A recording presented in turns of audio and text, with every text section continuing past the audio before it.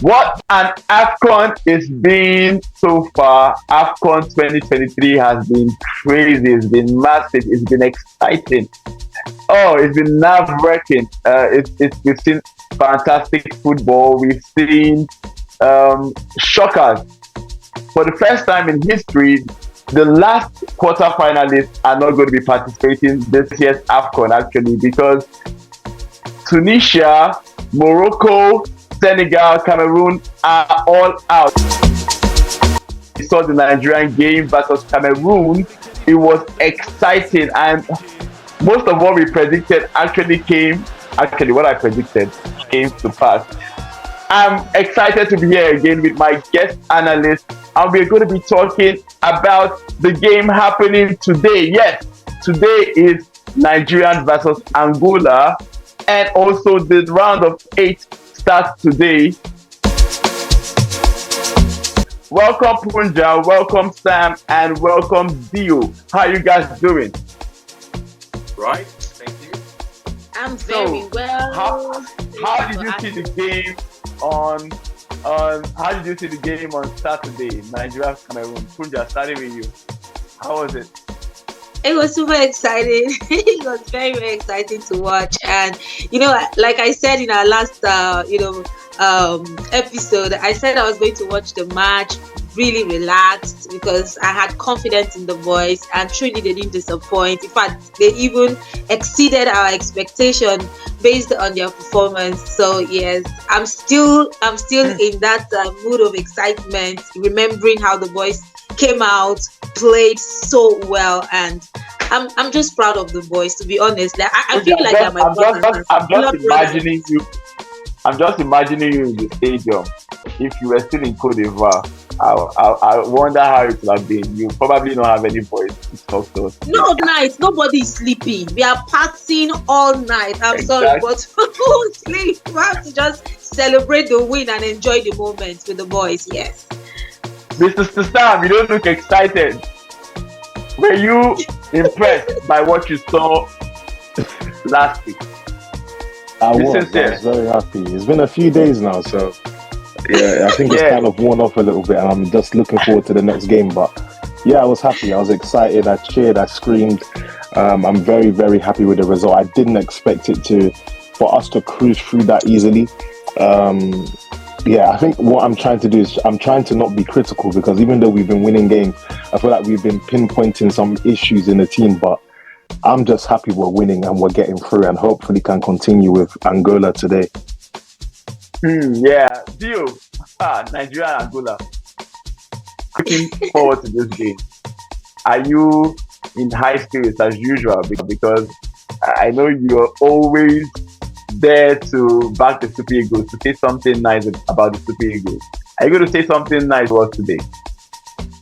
I think it would be important for the players not to. Obviously, the coach will have drummed it into them, not to rest on their laurels and not to allow complacency to infiltrate their ranks. The last AFCON 2 years ago, we bamboozled our way through the group stages. We polished all the teams before us. We were the best team in group stages, only for Tunisia to do a number on us. I am cautious, and I just want to see how Pesero will manage the success he has acquired, he has attained thus far. So I am actually going into this one very, very cautious. But has there been an improvement in the team? I'm throwing this question open to anyone. Has there been an improvement in the team so far? Or do you think we are just playing the same way we played against against Equatorial Guinea in our first game? Do you see an improvement? Massive improvement. Since the first game, we haven't conceded any goal. There has been a change in formation, there's been a change in philosophy, and there's been a change in approach, and we can see that bearing out in the way the team is playing and the kind of results they're grinding out, and how they're able to suppress their opponents. So yes, for me, there's been.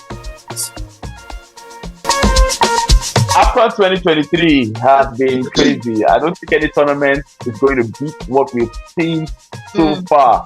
The football has been great, and the way the games have panned out, basically, Senegal out, Morocco out, Tunisia out, Ghana out, Cameroon out. Do you think Nigeria is going to be the next? Because Punja, some people are saying that Angola is going to come out guns blazing and they are going to decimate the Super Eagles. Is that statement true? Well, it has a little bit of truth in it, but at the same time, like what I've done in this tournament is to focus on my team, is to focus on my boys, is to focus on what is happening in the Super Eagles. And if there's one thing I've noticed about the boys is that their confidence has grown in the tournament, and they are not underrating any team they are meeting. You can see there's no any video on social media from the players or in the camp saying, oh, the boys are coming out, you know, to beat them. Angola, they are nobody, they are a smaller team. You know, it has always been a positive, you know, response from the boys. Whichever team they are going to play, they are coming for the result. So for me, with what we have seen so far in the tournament, there's no small team. Anything can happen. We can only just hope that the boys will be at their best performance on that day, because you know in football you can just come so high and 1 minute things can just switch. So I just hope that day the sun will also shine on the boys and they'll put up a great performance against Angola. I'm of the opinion that Angola is a better side than Cameroon, because we've seen what Angola played in their last games. I don't think. Please, who did Angola? Wait now, who did Angola play? Okay, aside from them beating Namibia in their group stage matches, you actually saw how well they played. Namibia when it comes to the Super Eagles of Nigeria, based on how they people through the qualifiers. So when people are saying that this team is, look at who have they played in the tournament. You understand? Nigeria, the Super Eagles have played some big games, to be honest. So for me, when somebody say Angola is out, look at how did they qualify. When they say they beat Namibia, please, hello. You know? Sam, do you agree with her? Because I beg to differ. I think Angola is actually a very good team. The thing is, Angola is a very good team, but I do agree with Punja. Like, they haven't played strong enough teams like Nigeria have played. The only thing that worries me about this game is that there's been a lot of giant killings in this tournament. That's the only thing. But if you look at the football itself, like, Nigeria should come away with the win. I like the way we've been defending. It's just been so good. And if I'm honest, I wouldn't be surprised if we keep another clean sheet, today in this game. But like I said, the only thing that worries me is that football just has a weird way of just continuously repeating itself, and the Giants have been killed in this tournament. So if Angola was to beat Nigeria, I think it would be purely because of that, not necessarily because we've played bad football. Nigeria is one of the teams that have not lost any game in this competition. We've not lost any game. We only drew once, and the rest other games we've won. So for me, you saw how that panned out last AFCON. When Nigeria doesn't lose games, at the end of the day, they lose the big one. That was the group stage, and we underestimated the fact that we beat what's their name, Egypt in that group stage. We thought we'll come with the same energy. Looking at Tunisia, they're from the same region. Like if we can beat Egypt, who are champions 6 times or 7 times as at then who is Tunisia? So we came in, and the goal margin was just 1-0. It's not as if they beat us to stupor. It was just 1-0, and that did it for them, that in Cameroon. So for me, with what we have learned so far, I think we have really grown from what happened in Cameroon to learning our lesson, like do not underestimate anybody. You can have a perfect 100% result from your group stage and come out to the knockout stage and go out, boom, just like that. So I think we have learned from that point. And meeting Cameroon, the energy we came up with was like, we don't want what happened in Cameroon to repeat itself here in Ivory Coast. So you can see that they gave everything they had on the pitch that Saturday, and they came out with the result. So today's game, I just believe it's just going to go our way again. It's just going to go with us, to be honest. Thank you, Funja. Dio, I'm coming for you. You made a statement in our last recording.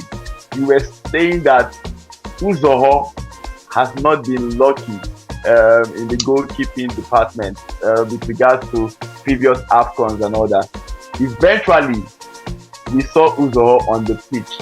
He wasn't there for up to 20 minutes, and we started seeing blunders.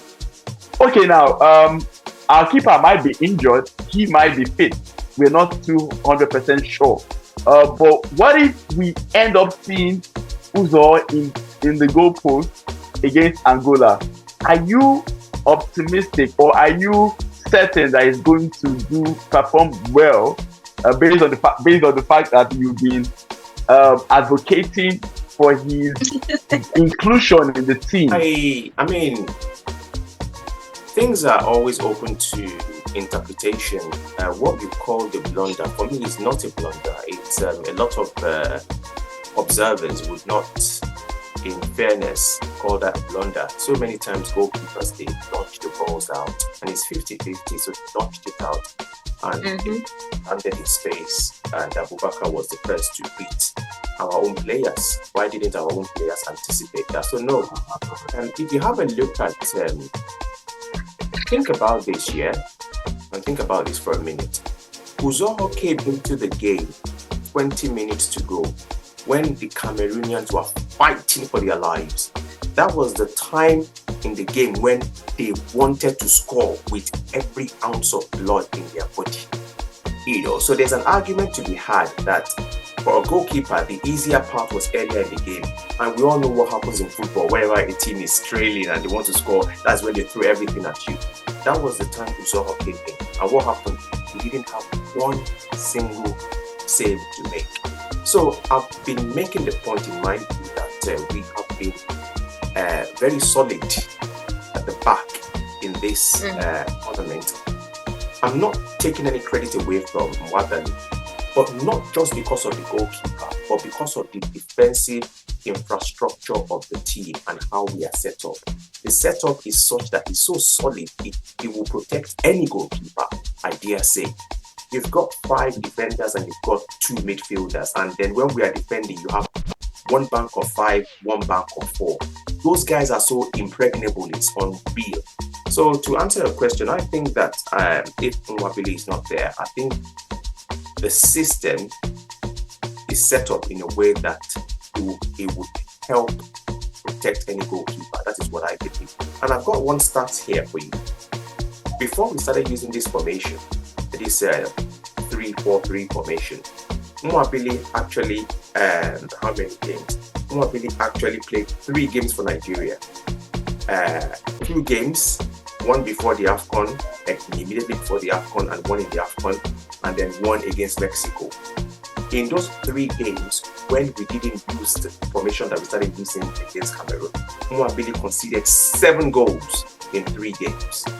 7 goals. Immediately we changed the formation, we stopped conceding goals. So that makes my point. It's not the goalkeeper, it's the defensive infrastructure. Look at AFCON. There was one game, I can't remember. Is it against Cameroon? No, it's not against Cameroon. I can't Ivory Coast. Ivory Coast, maybe. That he made what I call goal-saving tackles. He just put his body on the line, and that ball didn't go to the goalkeeper. When you have your defenders that are dialed in and so up for it, Bassi has been playing out of his skin. So let me just cut there to say that I believe that the system would protect any goalkeeper, even Olorunleke Ojo. Funny enough, I will go with Dio on this. Like he said, we have a very solid defense that can protect any keeper, and truly, with but we also saw Wabali make fantastic saves. We also saw Wabali make saves. Regardless of how strong the defense might be, at some point the goalkeeper has to step up. Your keeper should be the last option to make that save. But if you cannot get to the keeper, there's no way you will know if your keeper is good or not. But the keeper is there to help you, with that final touch to just get you out of trouble. So it's worrisome when some keepers, don't do that when they are in a position to actually, save the team at that last moment. So for me, I will still say I wish Wambali quick recovery, but if he's not going to be completely 100% fit, because I would not want to manage any player at this point. So for me, I would say if he's not 100% fit, let's not force him. Let's trust the formation. Let's trust these defenders to do the work and put in Uzoho. And I'm very sure at this point he knows that he needs to fight for his shirt as well. So I know he's going to also try his best possible to make sure he has, if not a clean sheet, at least not concede any rubbish kind of goals. You get? So for me, I'm not afraid for any keeper. I just want a keeper that is 100% fit for me. Mr. Sam, do you agree with me that we have some lapses? In as much as we've been looking fantastic so far, are there weaknesses in this team? If so, if yes, yeah, I think it's been evident that the one of the strongest weaknesses, is that even the right words to use? But one of the biggest weaknesses, I should say, has obviously been the finishing. Even though we did score 2 goals in the last game, when you look at the goals, they both came off the keeper. They weren't the cleanest of finishing. So I think in that area, I still definitely want to improve. Defensively, we have been giving away some chances. Even, we've been really, really strong and really, really good. And the guys at Troost, Aina, Bassi, they've all been great. But there has been moments where we have given opportunities away, which happens in football. And this is why I get your point about the goalkeeper, that you still need a goalkeeper that is composed, that's still able to make saves. And even going into this game, I'm a little bit worried that maybe Zoho isn't ready or maybe isn't as confident, just simply because it is a big game that he'll be coming into if he does start. And I'm a little bit worried, but look, the defense should do it. And like I said, in every game of football, you're obviously the other team are going to find some sort of way to break you down and get a chance in there. But in terms of weakness, I think our biggest weakness has just got to be the finishing at the moment. Okay, so it's time for prediction. Nigeria, Angola, 6 p.m. today. Punjab, what is going to be the scoreline?